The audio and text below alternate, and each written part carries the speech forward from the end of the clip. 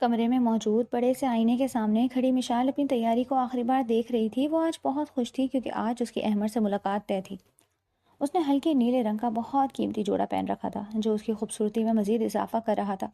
مشال ایک بہت امیر گھرانے کی اکلوتی بیٹی تھی اور اس کی زندگی کسی شہزادی سے کم نہیں تھی۔ اس کے والد وقار صاحب شہر کے مانے ہوئے کاروباری شخص تھے اور انہوں نے اپنی بیٹی کی ہر خواہش پوری کی تھی، مگر ایک ایسی خواہش تھی جس پر وہ مطمئن نہیں تھے اور وہ خواہش احمد تھی۔ مشال نے اپنا بیگ اٹھایا اور کمرے سے باہر نکلنے لگی تو سامنے ہی لاؤنج میں اس کے والد اخبار پڑھ رہے تھے۔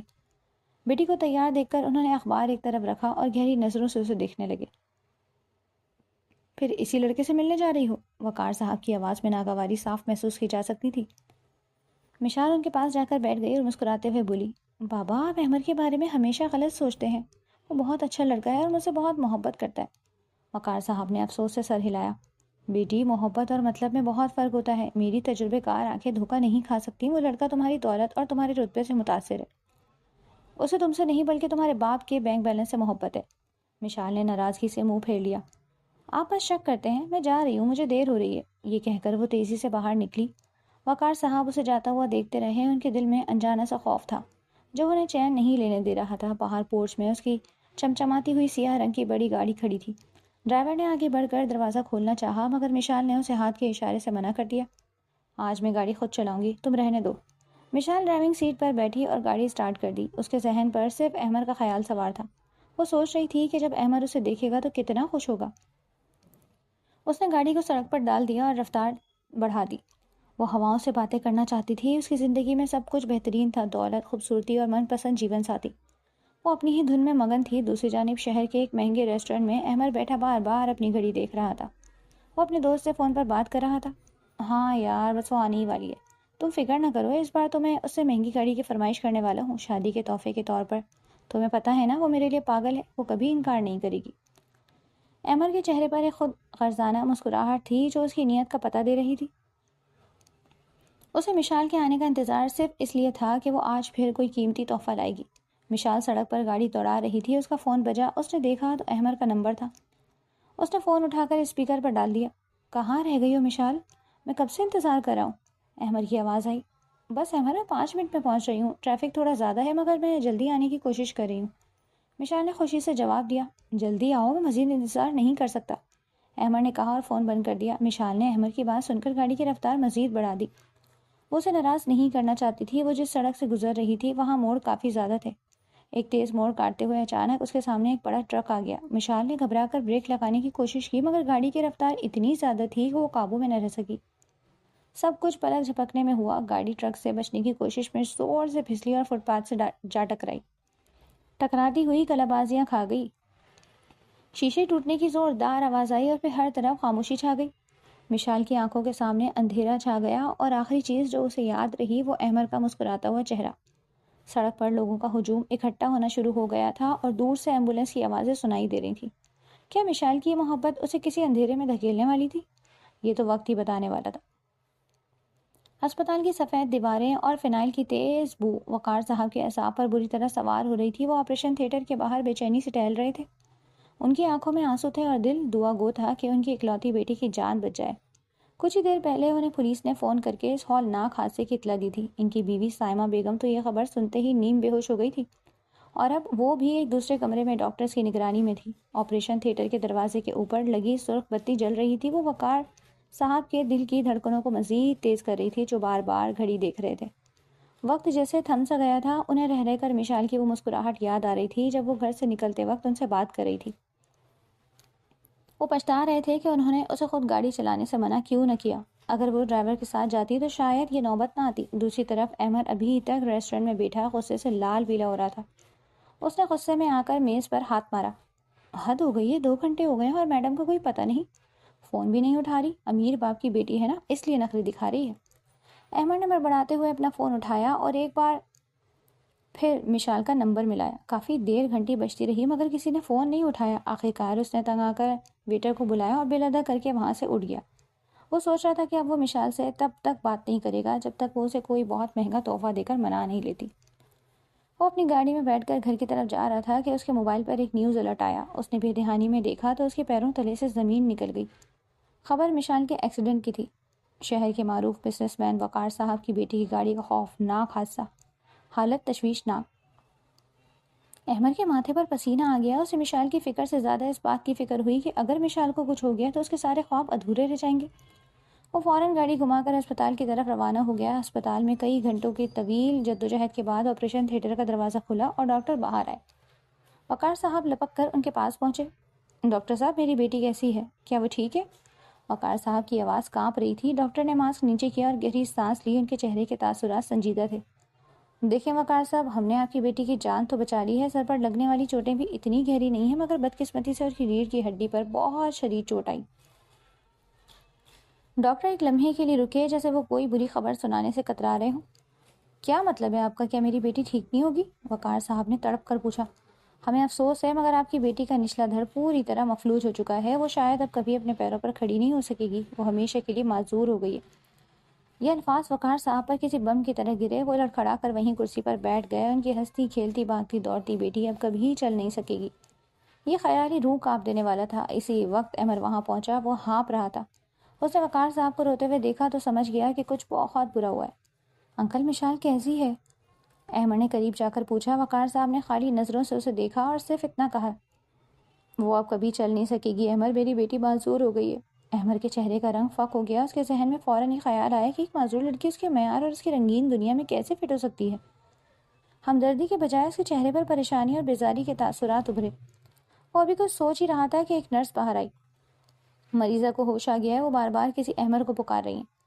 وقار صاحب نے امید بھری نظروں سے احمد کو دیکھا۔ کیا احمد اس مشکل وقت میں مشال کا سہارا بنے گا، یا اس کی محبت صرف مطلب کی تھی؟ ہسپتال کے کمرے میں موجود آلات سے نکلنے والی مدھم آواز کے درمیان مشال نے دھیرے سے اپنی آنکھیں کھولی۔ اس کے سارے جسم میں شدید درد ہو رہا تھا، مگر اسے دیکھ کر سب سے پہلے جو چہرہ نظر آیا وہ احمد کا تھا۔ احمد قریب ہی کھڑا تھا اور وقار صاحب بھی وہیں موجود تھے۔ احمد کو دیکھ کر مشال کے کمزور چہرے پر ایک پھیکی سی مسکراہٹ آ گئی۔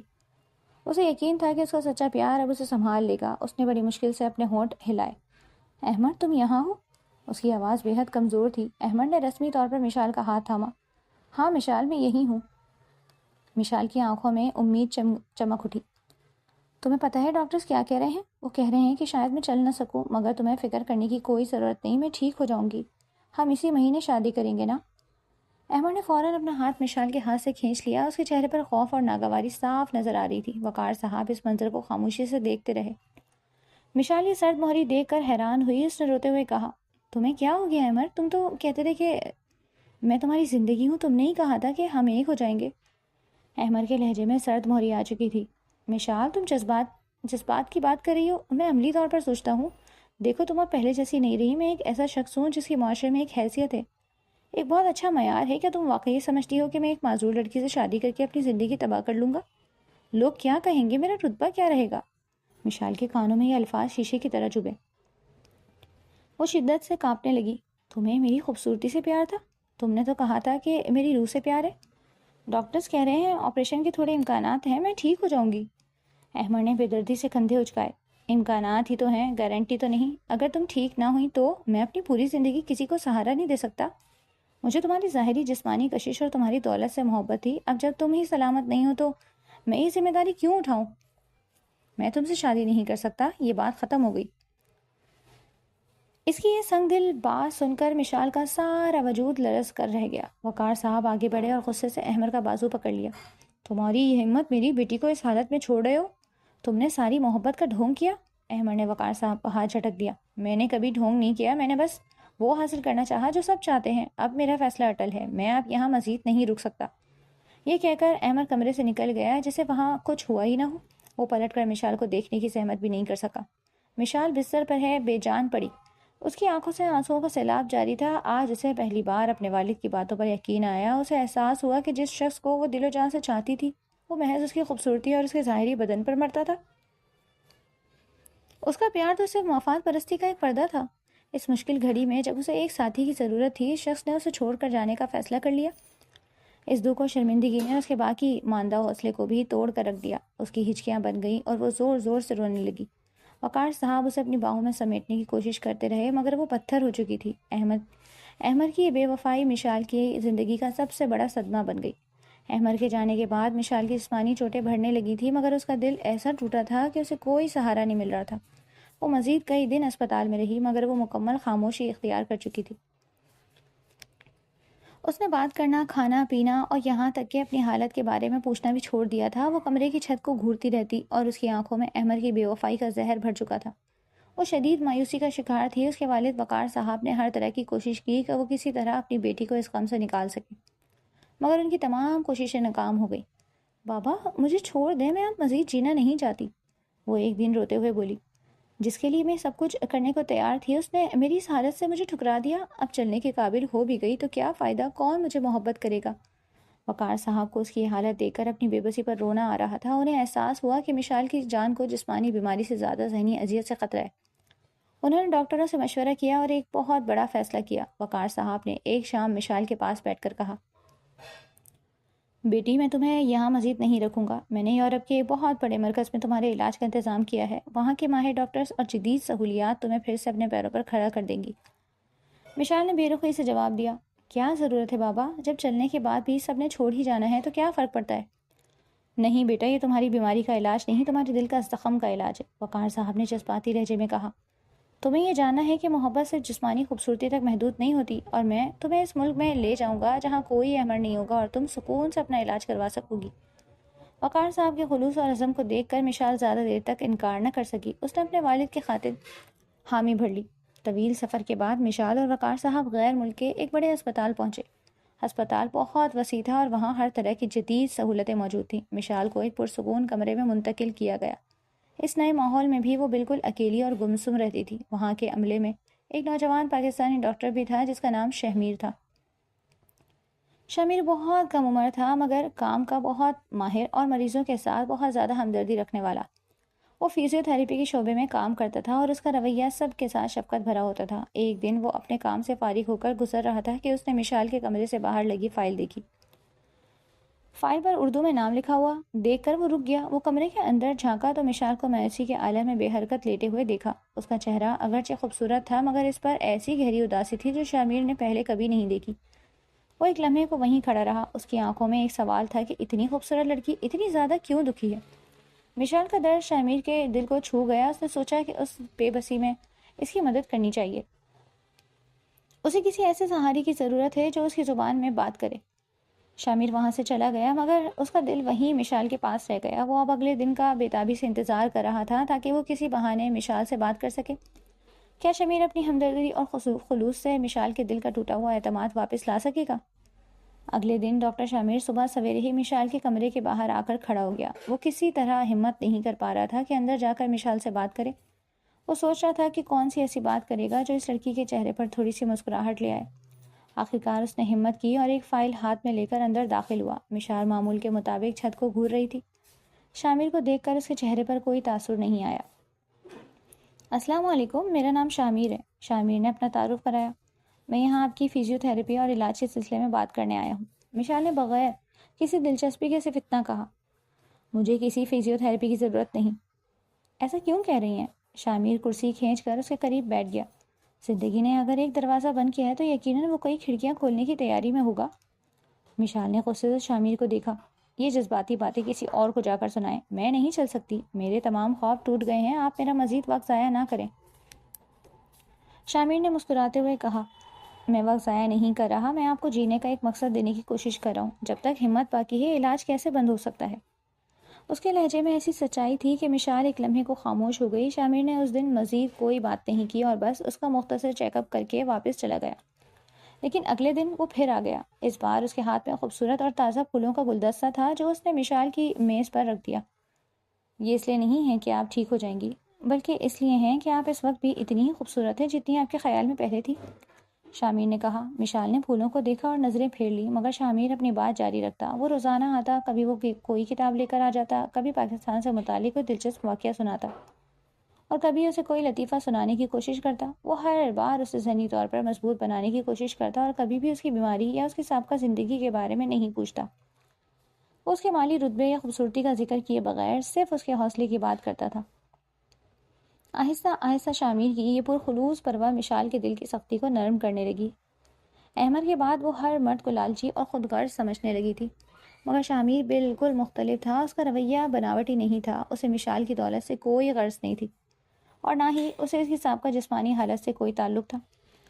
وہ صرف اس کے اندر کی اداس لڑکی سے بات کرتا تھا، اس کے اندر کے حوصلے کو جگاتا تھا. اسے احساس ہوا کہ شامیر کی محبت یا ہمدردی کسی شرط پر مبنی نہیں تھی.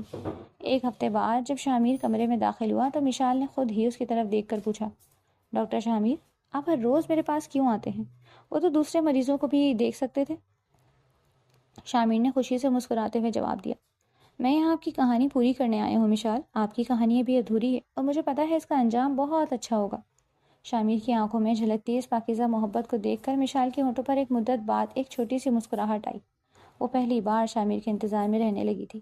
اس نے آج پھر سے جینے کے بارے میں سوچنا شروع کر دیا تھا. کیا یہ صرف ہمدردی تھی یا ایک نئے رشتے کا آغاز؟ شامیر نے اپنی مکمل توجہ مشال کے علاج اور اس کے تمام ریکارڈز کے گہرے مطالعے پر مرکوز کر دی تھی. وہ نہ صرف اس کی فزیو تھراپی کے سیشنز کی نگرانی کرتا بلکہ اس کے کیس کی ہر ممکن معلومات بھی اکٹھی کرتا. ایک دن وہ مشال کے کمرے میں آیا تو اس کے چہرے پر سکون اور ایک ہلکی سی امید تھی. مشال، میرے پاس آپ کے لیے بہت اچھی خبر ہے، شامیر نے مسکراتے ہوئے کہا. مشال نے پہلی بار کسی خبر کا انتظار اتنی بے چینی سے کیا تھا. کیا خبر ہے؟ کیا کوئی امید ہے؟ ڈاکٹروں کا ایک بڑا پینل آپ کے کیس پر بیٹھا تھا. ان کا خیال ہے کہ آپریشن کامیاب ہو سکتا ہے. ریڑھ کی ہڈی کے اعصاب میں مرمت کی قوی امکانات ہیں. اس کے بعد سخت ورزش اور محنت سے آپ پہلے کی طرح بالکل ٹھیک ہو جائیں گی. یہ الفاظ مشال کے لیے جیسے زندگی کا دوسرا موقع تھے. اس کے چہرے پر ایک لمحے کے لیے تو پرانی سی چمک واپس آ گئی، مگر اگلے ہی لمحے اس کی آنکھوں میں گہرا خوف چھا گیا. احمد کے الفاظ اس کے ذہن میں گونجنے لگے. اگر تم ٹھیک نہ ہوئی تو؟ مشال نے اپنے ویل چیئر کے بازو کو سختی سے پکڑ لیا. اور اگر میں کبھی چل نہ سکی تو؟ اگر یہ آپریشن بھی کامیاب نہ ہوا تو کیا ہوگا شامیر؟ اس کی آواز میں گہری لرزش تھی. اگر میں ہمیشہ کے لیے ویل چیئر تک ہی محدود رہی تو کیا آپ اور پاپا بھی مجھے چھوڑ دیں گے؟ میں نے دیکھا ہے کہ محبت کتنی کچی ہوتی ہے. شامیر فوراً اس کے پاس آیا اور اس کے ہاتھوں کو اپنے ہاتھوں میں لے لیا. یہ کیسی بات کر رہی ہیں آپ؟ میں نے آپ کے ساتھ کبھی کوئی ایسا وعدہ کیا ہی نہیں جو آپ کی خوبصورتی پر مبنی ہو. مشال نے سسکتے ہوئے شامیر کی طرف دیکھا.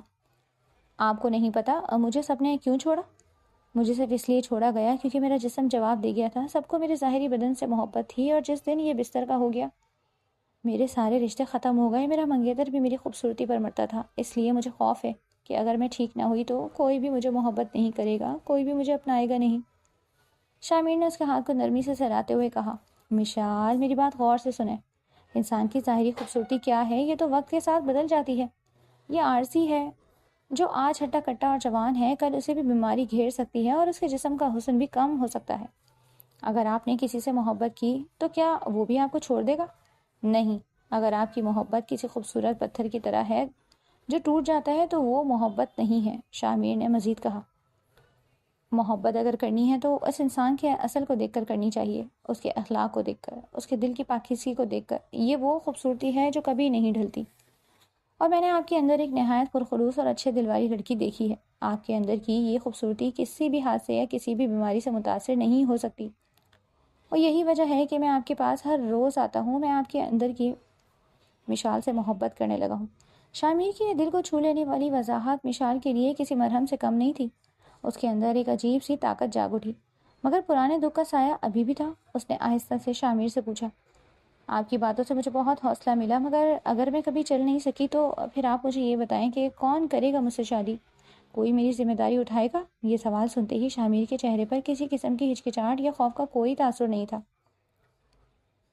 اس نے مشال کی آنکھوں میں براہ راست دیکھتے ہوئے ایک فیصلہ کن جملہ کہا، میں کروں گا تم سے شادی. میں ہمیشہ کے لیے تمہارا سہارا بن جاؤں گا. مشال سکتے کے عالم میں تھی. اس نے تصور بھی نہیں کیا تھا کہ ایک شخص اس کی معذوری میں اس سے شادی کا وعدہ کر سکتا ہے. آپ یہ کیا کہہ رہے ہیں؟ مشال حیرت سے بولی. شامیر نے پرعزم لہجے میں اپنا سر ہلایا. میں بالکل سچ کہہ رہا ہوں. میں آپ سے صرف اس لیے شادی نہیں کرنا چاہتا کہ آپ ٹھیک ہو جائیں گی، بلکہ اس لیے کہ آپ بہت اچھی ہیں. آپ کی محبت کا حق مجھ پر ہے. مشال کی آنکھوں میں آنسو آ گئے. اور اگر ڈاکٹروں کے کہنے کے باوجود میں کبھی ٹھیک نہ ہو سکی تو؟ شامیر نے محبت اور پختگی کا ایک ایسا وعدہ کیا جو احمد کے کیے ہوئے ہر وعدے کو جھوٹا ثابت کر گیا. تو پھر تو ہمیں یہ شادی آپریشن سے پہلے ہی کر لینی چاہیے تاکہ آپ کو یقین ہو جائے کہ آپ کا سہارا آپ کے ساتھ ہے، تاکہ آپ اس خوف سے آزاد ہو کر آپریشن تھیٹر میں جائیں کہ آپ کے ہارنے یا جیتنے سے ہمارے رشتے پر کوئی فرق نہیں پڑے گا. شامیر کا یہ غیر مشروط رشتہ مشال کے لیے دنیا کی سب سے بڑی دولت تھا. اسے احساس ہوا کہ اسے وہ سچی محبت مل چکی ہے جو وہ ہمیشہ سے ڈھونڈ رہی تھی. شامیر کی غیر مشروط محبت اور اس کی بے لوث پیشکش نے مشال کے اندر ایک ایسا یقین پیدا کر دیا تھا جو اس نے پہلے کبھی محسوس نہیں کیا. اس کے ذہن میں احمد کی بے وفائی اور شامیر کا خلوص ایک ساتھ گردش کر رہے تھے. احمد نے شادی کا ارادہ صرف اس لیے ترک کیا تھا کیونکہ وہ اسٹیٹس کے خوف میں مبتلا تھا اور مشال کی ظاہری حالت سے شرمندہ ہو رہا تھا. اس کے برعکس شامیر اس کی معذوری کو قبول کر کے آپریشن سے پہلے نکاح کی بات کر رہا تھا تاکہ مشال کو اس کی نیت پر کوئی شک نہ رہے. مشال نے سوچا کہ دنیا کی تمام دولت اور رتبہ بھی ایسی سچی محبت کا مقابلہ نہیں کر سکتی. یہ خلوص تھا جو کسی شرط کا محتاج نہیں تھا. مشال نے جذباتی آنکھوں سے شامیر کو دیکھا اور اپنے اندر ایک گہرے سکون کو محسوس کیا. شامیر، آپ نے میرے دل سے وہ سارا زہر نکال دیا ہے جو احمد نے بھرا تھا. مجھے آپ کا یہ سہارا قبول ہے. میں آپ سے شادی کروں گی. شامیر کی آنکھوں میں خوشی کی چمک آ گئی. مجھے آپ پر پورا بھروسہ تھا مشال. آپ نے جو فیصلہ کیا ہے یہ آپ کی قوت ارادی کی جیت ہے. اب ہم دونوں مل کر اس آخری مرحلے کو پار کریں گے. انہوں نے جلد از جلد وقار صاحب کو اعتماد میں لینے کا فیصلہ کیا. شام کو وقار صاحب مشال کے کمرے میں آئے. مشال نے انہیں ساری تفصیل بتائی کہ شامیر آپریشن سے پہلے نکاح کیوں کرنا چاہتا ہے. وقار صاحب کا چہرہ حیرت سے بھر گیا. کیا کہہ رہی ہو بیٹا؟ تم نے ایک دم سے اتنا بڑا فیصلہ کر لیا؟ وقار صاحب کے لہجے میں تردد تھا. مشال نے وضاحت کی. بابا، یہ جذباتی فیصلہ نہیں، یہ میرے مستقبل کی حفاظت کا فیصلہ ہے. احمد نے کہا تھا کہ اگر میں نہیں چلی تو وہ شادی نہیں کرے گا. شامیر کہہ رہا ہے کہ اگر میں نہیں بھی چل سکی تب بھی وہ میرا شوہر رہے گا. اس کا مطالبہ کسی مال یا حیثیت کا نہیں بلکہ میرے ساتھ کا ہے. کیا یہ خلوص کافی نہیں؟ وقار صاحب کی آنکھوں میں پرانی یادیں تازہ ہو گئیں. انہیں یاد آیا کہ احمد نے کس طرح ان کے سامنے اپنی ہوس اور خود غرضی کا اظہار کیا تھا. شامیر کی بات میں انہیں وہ پختگی نظر آئی جو ان کے اپنے دل میں بھی نہیں تھی. وقار صاحب نے گہری سانس لی اور مسکرا کر مشال کے سر پر ہاتھ رکھا. تم نے صحیح فیصلہ کیا ہے میری بیٹی. ایک باپ کے لیے اس سے بڑی خوشی کیا ہو سکتی ہے کہ اس کی بیٹی کا ہاتھ کسی ایماندار اور سچے انسان کے ہاتھ میں ہو. میری طرف سے تم دونوں کو اجازت ہے. اگلے دن وقار صاحب نے شامیر سے ملاقات کی. انہوں نے شامیر کو گلے لگا کر کہا، بیٹے، تم نے میری بیٹی کو زندگی واپس دی ہے. اس سے بڑھ کر میرے لیے اور کوئی تحفہ نہیں ہو سکتا. میری طرف سے تم دونوں کے لیے نیک تمنائیں ہیں. میں تمہارے اس رشتے پر راضی ہوں. شامیر نے بڑی عاجزی سے جواب دیا، انکل، آپ بس میرے لیے دعا کیجیے گا کہ میں مشال کے اعتماد پر ہمیشہ پورا اتروں اور اسے ہمیشہ خوش رکھوں. جلدی نکاح کی تیاریاں مکمل ہو گئیں. چونکہ مشال کا آپریشن سر پر تھا اور وہ بستر پر تھی، اس لیے ایک سادہ اور پروقار تقریب کا اہتمام ہسپتال کے ایک چھوٹے سے ہال میں کیا گیا. صرف وقار صاحب کی طرف سے چند قریبی رشتہ دار اور شامیر کے چند قریبی دوست جو وہیں کام کرتے تھے شامل ہوئے. مشال کو نکاح کے لیے ایک خوبصورت ہلکے رنگ کا لباس پہنایا گیا. جو وہ ویل چیئر پر بیٹھی تھی تب بھی اس کے چہرے پر ایک روحانی خوبصورتی تھی. وہ جانتی تھی کہ وہ جس محبت کا حصہ بننے جا رہی ہے وہ دنیاوی مال و دولت سے بہت بلند ہے. نکاح کے کلمات ادا کیے گئے. قاضی نے مشال سے جب سوال کیا تو اس نے پرعزم لہجے میں قبول ہے کہا. شامیر کے الفاظ میں بھی ایک گہری سنجیدگی تھی جو اس کے وعدے کی گواہی دے رہی تھی. جب نکاح مکمل ہوا تو شامیر نے مشال کے ماتھے پر بڑے پیار سے بوسہ دیا اور کہا، اب آپ میری بیوی ہیں اور میں آپ کا ہوں، خواہ کچھ بھی ہو. مشال کے دل میں سکون کی ایک لہر دوڑ گئی. اسے یقین ہو گیا کہ اب وہ اپنے آپریشن کے لیے تیار ہے. اب وہ اکیلی نہیں تھی. اس کے ساتھ اس کا شوہر تھا جس کی محبت نے اسے کسی بھی مشکل کا سامنا کرنے کی طاقت دے دی. وہ اب اس خوف سے آزاد تھی کہ ناکامی کی صورت میں اسے تنہا چھوڑ دیا جائے گا. آپریشن تھیٹر میں جانے سے پہلے شامیر نے اسے گلے لگایا. میں یہاں تمہارے انتظار میں رہوں گا میری جان. مشال نے بھرپور اعتماد کے ساتھ آپریشن کے لیے حامی بھر دی. آپریشن تھیٹر کے باہر شامیر اور وقار صاحب دونوں بے چینی سے کھڑے تھے. یہ آپریشن مشال کی جسمانی صحت کے لیے آخری امید تھا اور یہ وقت شامیر کے خلوص کا سب سے بڑا امتحان تھا. شامیر کی جب سے مشال سے شادی ہوئی تھی وہ پل بھر کے لیے بھی اس سے دور نہیں ہوا تھا. اس کے دل میں مشال کی کامیابی کے لیے بے شمار دعائیں تھیں اور اسے پورا یقین تھا کہ اس کی سچی محبت کو اللہ تعالیٰ ضرور کامیابی دے گا. وقار صاحب بھی شہید کے حوصلے کو دیکھ کر مطمئن تھے. انہیں اپنی بیٹی کی صحیح انتخاب پر فخر محسوس ہو رہا تھا. کئی گھنٹوں کے انتظار کے بعد آپریشن تھیٹر کا دروازہ کھلا اور سرجن باہر آئے. شامیر تیزی سے ان کی طرف لپکا. ڈاکٹر، میری بیوی کیسی ہے؟ کیا سب ٹھیک رہا؟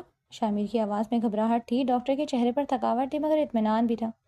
الحمدللہ، آپریشن کامیاب رہا. ریڑھ کی ہڈی کے اعصاب کی مرمت کر دی گئی ہے. اب یہ مشال کی قوت ارادی پر ہے کہ وہ کتنی جلدی اپنے آپ کو سنبھالتی ہیں. اصل کام اب فزیو تھراپی اور ورزش کا ہوگا. یہ سن کر شامیر نے گہرے سکون کا سانس لیا. اس نے فوراً سجدہ شکر ادا کیا اور وقار صاحب کو گلے لگا لیا. اگلے دن جب مشال کو ہوش آیا تو اس نے دیکھا کہ شامیر اس کے بستر کے پاس بیٹھا مسکرا رہا ہے. اس کے چہرے پر سکون تھا۔ آپریشن کیسا رہا؟ مشال نے پوچھنا چاہا مگر اس کی آواز نہیں نکل سکی۔ شامیر نے محبت سے اس کا ماتھا چوما۔ کامیاب، بالکل کامیاب رہا، اب تمہاری باری ہے، ہم دونوں مل کر اس آخری مرحلے کو بھی پار کریں گے۔ مشال نے اعتماد سے سر ہلایا۔ اس کے دل میں شامیر کے لیے محبت کی آگ اور تیز ہو گئی۔ اس نے سوچا کہ احمد نے اسے بیمار سمجھ کر ٹھکرا دیا تھا، مگر شامیر نے اسے بیماری میں بھی اسے اپنا لیا تھا۔ کچھ دن بعد فزیو تھراپی کا سلسلہ شروع ہو گیا۔ یہ سب سے زیادہ تکلیف دہ مرحلہ تھا۔ ڈاکٹروں نے مشال کو حکم دیا کہ وہ اپنے مفلوج نچلے دھڑ کو حرکت دینے کی کوشش کرے۔ ہر کوشش شدید درد کا باعث بنی تھی۔ پہلے دن کی سخت کوشش کے بعد مشال روتے ہوئے شامیر سے بولی، میں نہیں کر سکتی، یہ بہت تکلیف دہ ہے، میرا جسم ساتھ نہیں دے رہا۔ شامیر نے نرمی سے اس کے آنسو پوچھے، تمہارا جسم تھکا ہوا ہے مگر تمہاری روح کو نہیں تھکنا۔ یاد ہے جب احمد نے کہا تھا کہ تم ٹھیک نہیں ہو سکتی؟ یاد رکھو، ہر بار جب تم اپنے پیروں کو حرکت دینے کی کوشش کرو گی تم احمد کے غرور کو توڑو گی۔ شامیر نے اسے پٹھوں کو کھینچنے کی مزید کوشش کرنے کو کہا۔ تم ایک مضبوط خاتون ہو اور تم یہ جنگ ہار نہیں سکتی، تم چل کر دکھاؤ گی، صرف اپنے لیے نہیں، اس محبت کی جیت کے لیے جو کسی غرض پر مبنی نہیں تھی۔ شامیر کی یہ باتیں مشال کے اندر نیا حوصلہ پیدا کرتی تھی۔ ہر روز شامیر خود اس کی مدد کرتا اور اسے سہارا بنتا۔ کبھی کبھی وہ بہت زیادہ مایوس ہو جاتی تھی مگر شامیر اسے اپنے خوابوں کا حوالہ دیتا کہ ان کی آنے والی خوشیوں بھری زندگی کی بنیاد انہی کوششوں پر ہے۔ ایک ہفتے کی سخت محنت اور مستقل ورزش کے بعد ایک شام مشال نے محسوس کیا کہ اس کے پاؤں میں ایک ہلکی سی حرکت ہوئی۔ یہ بہت چھوٹی حرکت تھی مگر اس نے پورے کمرے کو امید کی روشنی سے بھر دیا۔ مشال نے حیرت سے شامیر کو دیکھا۔ شامیر، میرے پاؤں میں کچھ محسوس ہوا، مشال نے خوشی سے کہا۔ شامیر نے اس لمحے کو اپنی آنکھوں میں محفوظ کر لیا۔ یہ کامیابی کی پہلی سیڑھی تھی۔ ان کا سفر ابھی لمبا تھا مگر وہ دونوں جانتے تھے کہ وہ اب کبھی نہیں رکیں گے۔ مشال کی حالت میں تیزی سے بہتری آ رہی تھی۔ پاؤں میں ہونے والی پہلی حرکت کے بعد مشال کے اندر کی قوت ارادی مضبوط ہو گئی۔ وہ ہر روز اپنی مقررہ ورزش کا وقت بڑھا دیتی اور ڈاکٹر شامیر کی ہدایت پر عمل کرتی۔ شامیر اس کے ساتھ سائے کی طرح موجود رہتا اور ہر سیشن کے بعد مشال کو اس کی کامیابیوں پر سراہتا۔ اس کی ہمت اور محنت رنگ لا رہی تھی۔ کئی ہفتوں کی سخت جدوجہد اور درد کو برداشت کرنے کے بعد وہ وقت آ گیا جب مشال بغیر کسی سہارے کے اپنے پیروں پر کھڑی ہونے کے قابل ہو گئی۔ ایک صبح جب شامیر کمرے میں آیا تو مشال بستر کے کنارے پر کھڑی تھی اور اس نے کسی چیز کا سہارا نہیں لیا ہوا تھا۔ یہ دیکھ کر شامیر کی آنکھوں میں خوشی کی چمک آ گئی۔ مشال، تم کھڑی ہو؟ وہ حیرت اور فخر سے بولا۔ مشال نے رودھی ہوئی آواز میں کہا، ہاں شامیر، میں کھڑی ہوں، یہ سب آپ کی وجہ سے ممکن ہوا ہے۔ اس نے آہستہ سے اپنا ایک قدم آگے بڑھایا، لڑکھڑائی مگر سنبھل گئی، پھر دوسرا قدم، پھر تیسرا۔ وہ اسپتال کے کمرے کے فرش پر آہستہ آہستہ چلنے لگی۔ آنسو اس کی آنکھوں سے بہہ رہے تھے مگر یہ آنسو تکلیف کے نہیں، آزادی اور کامیابی کے تھے۔ شامیر نے اسے گلے لگا لیا اور وقار صاحب جو وہاں موجود تھے ان کی آنکھیں بھی خوشی سے نم ہو گئی۔ ان کی بیٹی کی ٹوٹی ہوئی زندگی پھر سے جڑ چکی تھی۔ مشال نے اپنی صحت کو واپس حاصل کرنے میں کوئی کسر نہیں چھوڑی۔ وہ اب چلنے کے بعد دوڑنے کی مشق کرنے لگی۔ ایک دن وہ اسپتال کے لان میں پہلی بار پوری رفتار سے دوڑی۔ وہ ہوا سے باتیں کر رہی تھی اور اسے یوں محسوس ہو رہا تھا جیسے اس کے جسم پر کوئی بوجھ ہی نہیں۔ اس کی زندگی میں دوبارہ وہی چمک آ گئی تھی جو حادثے سے پہلے تھی۔ شامیر دور کھڑا اسے دیکھ رہا تھا۔ اس کے دل میں اطمینان تھا کہ اس کی سچی محبت کو اپنا انعام مل گیا۔ مشال کی صحتیابی اس کے لیے دنیا کی سب سے بڑی دولت تھی۔ مشال اور شامیر کی شادی شدہ زندگی بہت خوشگوار رہی۔ اس کا رشتہ محبت، عزت اور خلوص کی بنیاد پر قائم تھا۔ مشال نے سیکھ لیا تھا کہ اصل محبت ظاہری آنکھ سے نہیں بلکہ دل کی آنکھ سے کی جاتی ہے۔ شامیر نے اسے اس کی معذوری میں قبول کر کے وہ مقام حاصل کیا تھا جو احمد جیسا خودغرض شخص کبھی حاصل نہیں کر سکتا تھا۔ مشال کے لیے شامیر صرف شوہر نہیں، اس کا مسیحا تھا۔ 3 مہینوں کے مکمل صحتیابی کے بعد وقار صاحب نے مشال اور شامیر سے پاکستان واپس چلنے کی بات کی۔ مشال کا دل بہت پرجوش تھا کیونکہ اسے اپنی نئی زندگی اپنے ملک میں شروع کرنی تھی۔ وہ اب ایک مکمل اور صحت مند خاتون تھی جو اپنے ہم سفر کے ساتھ وطن واپس جا رہی تھی۔ مشال نے شامیر سے پوچھا، کیا آپ ہمیشہ میرے ساتھ پاکستان میں رہیں گے؟ شامیر نے مسکراتے ہوئے کہا، اب ہمارا خاندان ہے اور اب ہماری منزل ایک ہے۔ میں نے آپ کا ہاتھ تب تھاما تھا جب آپ کو سہارے کی سب سے زیادہ ضرورت تھی۔ اب تو آپ اپنے پیروں پر خود کھڑی ہو چکی ہیں۔ اب میرا ساتھ ہمیشہ رہے گا۔ ہوائی جہاز کی ٹکٹیں بک ہو چکی تھیں۔ ایک طرف مشال کو اپنی نئی اور کامیاب زندگی کا آغاز کرنے کا شوق تھا تو دوسری طرف اسے پرانی دنیا کے لوگوں کا سامنا کرنے کا ہلکا سا ڈر بھی تھا، خاص طور پر احمر کا، جس نے اسے ٹھکرایا تھا۔ وہ نہیں جانتی تھی کہ جب وہ احمر سے ملے گی تو کیا ہوگا۔ پاکستان واپسی پر مشال اور شامیر کا بھرپور استقبال کیا گیا۔ وقار صاحب نے اپنی بیٹی کو صحت مند اور خوش دیکھ کر سکون کا سانس لیا۔ مشال اب صرف ایک خوشحال زندگی کی مالک نہیں تھی، بلکہ وہ اپنے اندر کی جنگ جیت کر آئی تھی۔ وہ اس کے ساتھ اس کا ہمدرد اور پرخلوص شریک حیات شامیر موجود تھا۔ انہوں نے آتے ہی وقار صاحب کے خوبصورت مکان میں رہائش اختیار کر لی۔ شامیر نے جلدی شہر کے ایک بڑے سے اسپتال میں فزیو تھراپی کے شعبے میں اپنا کام شروع کر دیا۔ مشال بھی اپنے والد کے کاروبار میں ان کا ہاتھ بٹانے لگی تاکہ وہ شامیر کے ساتھ مل کر اپنے مستقبل کو مزید خوبصورت بنا سکیں۔ ان دونوں کی شادی شدہ زندگی سچی محبت اور اعتماد کی مثال تھی۔ مشال کا دل ہر روز شامیر کے لیے مزید احترام سے بھر جاتا۔ شامیر کی محبت نے اسے دوبارہ جینا سکھایا تھا اور وہ اس کے لیے ہمیشہ شکر گزار رہتی۔ ایک شام شہر کے بڑے خیراتی ادارے کی طرف سے عشاء کا اہتمام کیا گیا جس میں وقار صاحب کو اعزاز سے نوازا جانا تھا۔ مشال اور شامیر نے اس تقریب میں شرکت کرنے کا فیصلہ کیا۔ یہ پہلی بار تھا مشال اتنے بڑے سماجی اجتماع میں جا رہی تھی جہاں اس کے پرانے حلقے کے لوگ موجود ہوں گے۔ مشال اپنے شوہر شامیر کے ساتھ بڑے اعتماد سے ہال میں داخل ہوئی۔ اس نے اپنا سب سے قیمتی جوڑا پہن رکھا تھا اور اس کے چہرے پر صحت، خوشی اور وقار تھا۔ وہ دونوں ہال میں ایک میز پر بیٹھے کہ مشال کی نظر ہال کے کونے میں ایک ویل چیئر پر پڑی۔ اس ویل چیئر پر ایک آدمی بیٹھا تھا جو تنہا اور تھکا ہوا لگ رہا تھا۔ مشال کو لگا جیسے اس کا دل ایک لمحے کے لیے دھڑکنا بھول گیا۔ وہ فوراً سمجھ گئی کہ یہ شخص کون ہے۔ وہ ویل چیئر پر بیٹھا شخص کوئی اور نہیں، احمر تھا۔ اس کے چہرے پر وہ پرانا غرور یا خوبصورتی نہیں تھی جو کبھی اس کی پہچان تھی۔ اس کی آنکھوں میں ایک گہری اداسی اور ندامت تھی۔ مشال نے آہستگی سے شامیر کا ہاتھ تھاما۔ شامیر دیکھو وہ وہاں۔ شامیر نے نظر اٹھائی اور فوراً صورتحال کو سمجھ گیا۔ اس نے مشال کا ہاتھ تھام کر دبا دیا۔ ڈرنے کی ضرورت نہیں مشال، تمہاری جگہ اب یہاں ہے۔ مشال نے ایک گہرا سانس لیا اور بولی، نہیں ڈر نہیں رہی ہوں، بس حیران ہوں، مجھے اس سے بات کرنی ہے۔ مشال اور شامیر آہستہ آہستہ اس کی طرف بڑھے۔ احمر کی نظر ابھی تک ہال کے داخلے پر تھی جسے وہ کسی کا انتظار کر رہا ہو۔ جب مشال اور شامیر اس کے قریب پہنچے تو احمر نے نظر اٹھائی۔ مشال کو اپنے سامنے بالکل صحت مند، خوبصورت اور ایک پراعتماد ساتھی کے ساتھ کھڑا دیکھ کر اس کے ہاتھ میں پکڑا پانی کا گلاس ہلکا سا کانپا۔ وہ حیران رہ گیا کہ وہ لڑکی جو چل نہیں سکتی تھی آج اس کے سامنے اپنے پیروں پر کھڑی تھی۔ مشال نے خاموش فضا کو توڑا۔ احمر کیسے ہو؟